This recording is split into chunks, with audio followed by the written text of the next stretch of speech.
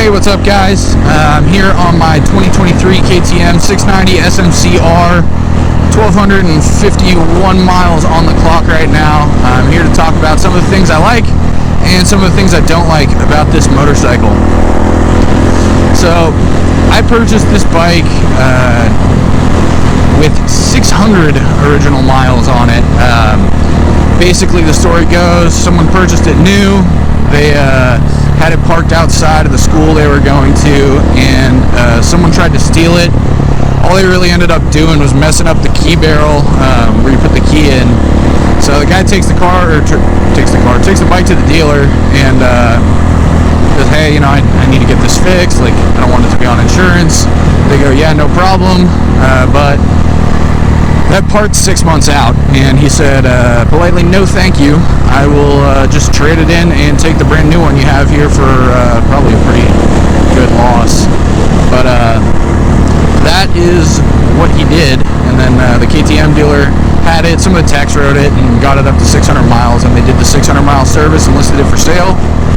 And now here I am with it. I've put like 650 miles on it since I bought it. And you know, I've had one of these bikes before. I had a 2008 with the older motor and like the different dash that actually had a tack, which was the best dash. This thing is useless. I mean, you can see what time it is and like how fast you're going, but I mean, nothing. No distance till empty. Not even a tack. And like, I would like to have a tack. You know, you can ride by sound all you want, but it's nice to like kind of have a visual as well on that. That's my biggest gripe from like a, I don't know, rider interaction standpoint with this bike. That kind of pisses me off. Sometimes I miss that old style dash. It was a lot better. But I mean, these bikes are an immense good time. They just, you know, always put a smile on your face. You know, I've had Harleys. I've had the KTM 1090, the big adventure bike. I've had this. I've had 450 like track supermotos, and you know, this to me takes the cake as like the best bike for me to own. I don't know if it's necessarily the right bike for you. You know, that all depends. If you have plans of doing a 60-mile highway commute every day, probably not for you. This bike's a little tough in the wind, if we're being honest. After a while, you're finding new creative ways to stay out of the wind. You're laying down on the seat and tucking like you're a flat track rider. So, you know, it's not the best commuter. Is it the most fun for roads like this? Yes, absolutely. And is it Monday and should there be any traffic on this road? No, but here we are. So anyways, the biggest design flaw with these bikes, without a doubt, is the rear tank. The plastic it's made of just really does not interact well with pump gas. So, like, I mean, it's a pretty common problem with these bikes that the tanks bloat. You know, you see it all over Reddit, all over forums, Facebook. People talking about their tanks being swollen and looking for ways to fix it. And realistically, there is no fix. You're not like remolding this tank or anything like that. So the solution is to get a new one.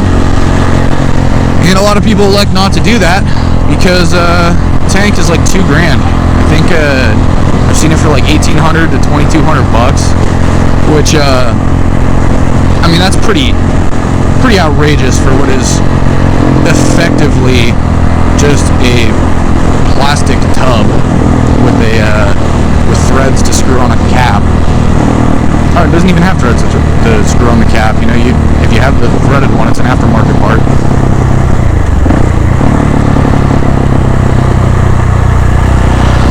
So, back to what I was saying.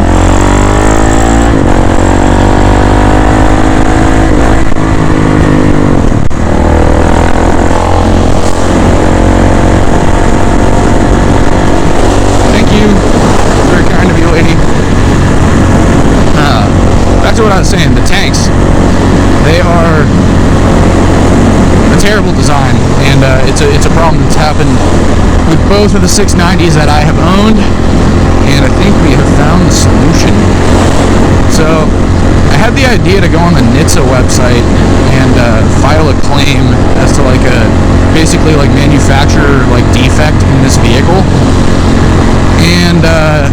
ask you to attach some photos. You got to give your like identifying information, phone number, all that.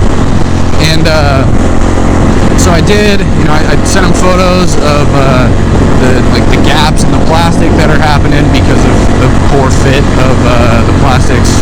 You know, the tank underneath them is pushing it out, so the plastics don't line up. The bolt holes don't line up. Some of the like eyelets and the bolts that hold the plastics on go through or broken. And you know, that kind of sucks on a, you know, very new motorcycle that, you know, I don't want that. Like, I'm kind of a perfectionist with this bike. You know, it has power commander, Rottweiler stuff, and exhaust. Like, I kind of have the bike set up how I want it. And one thing I don't want is broken plastics and a swollen tank with crappy panel gaps. I filed the claim with NHTSA, and maybe a little less than a week later, I just got a phone call from Robbie with KTM USA, and they offered to give me a new tank and new plastics for free, as long as I can get the bike to a dealer, which no problem, Robbie. I will be doing that for you right away. So right now we're taking a ride here to burn the fuel out of it that's in it, because I know when you take these tanks off, it can be kind of a mess. I remember taking the tank off of my 2008 to change the inline fuel filter, and you know, creating a little bit of an environmental hazard in my parents' driveway back then. So I'm trying to run this thing down to the fuel light being on or pretty close to it, so that they don't have to deal with that at the shop when they're working on it. But on to the good things about this bike. 690 motors, fantastic. Super torquey, super punchy, a lot of fun, and they sound really good. The brakes are wildly enough, for me at least. I like the clutch. The clutch has a good feeling to it. The Magura is easy one-finger pull. And, you know, though I don't touch them much, the rider mode options are kind of cool. I like the riding position on these bikes. They feel good. I'm comfortable on them. They're kind of like, you know, what I know and what I'm used to. And the bike I had before this was the 1090 Adventure R, and you know, that thing was huge. Like, physically it was very large. Like, there's a lot in between your legs with that big tank, motor, high seat, and all that. And you know, it was totally cool and rideable, and you know, very comfortable going on the freeway, things like that, keeping you out of the wind. But I missed riding like this, and you know, Twisties is more where we're going. Not taking a lot of long distance trips or commuting to work on it. I have to bring too much stuff with me to work. It's just, to me, riding the bike is not worth it.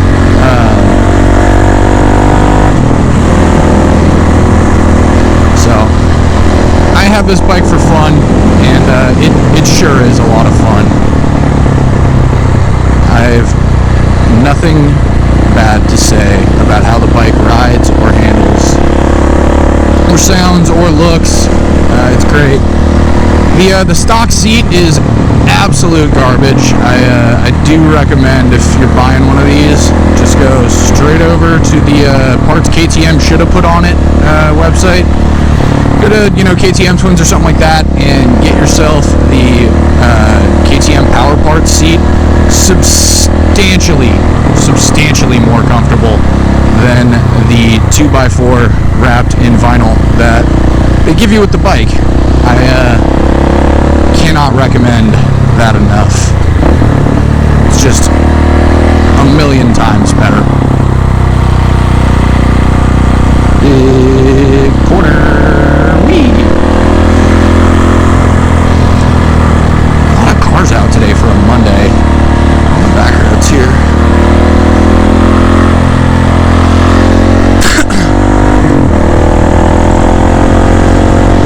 The bike's got plenty of pull. I have to like remind myself not to ride like I'm 13 years old and just like pick the front wheel up and stuff, because very doable on this bike. And 31 years old, I am more responsible than that. I'm like, you give a Sur-Ron kid one of these, they're going to prison. It's a great time.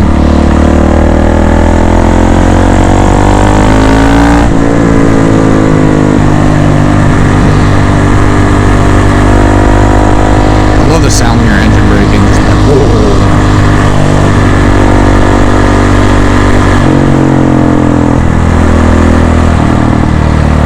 Be a good place to stop right here. Yeah. Take a quick little pull off and walk around the bike.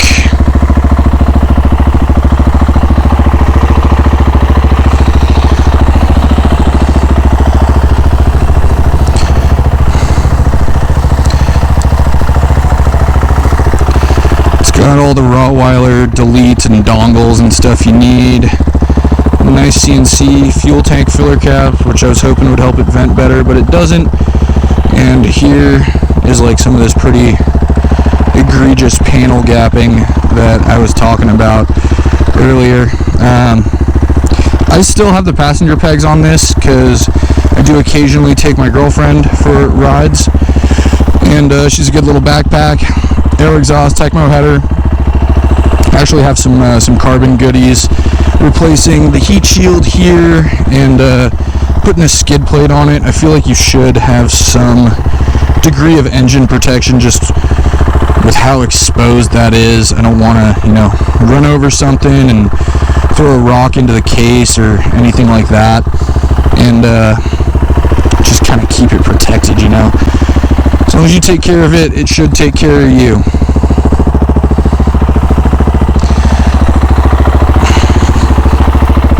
Alright, let's go catch that guy that was so kind and let me pass him. And then I pulled over here and he's probably like, what the hell is this guy doing?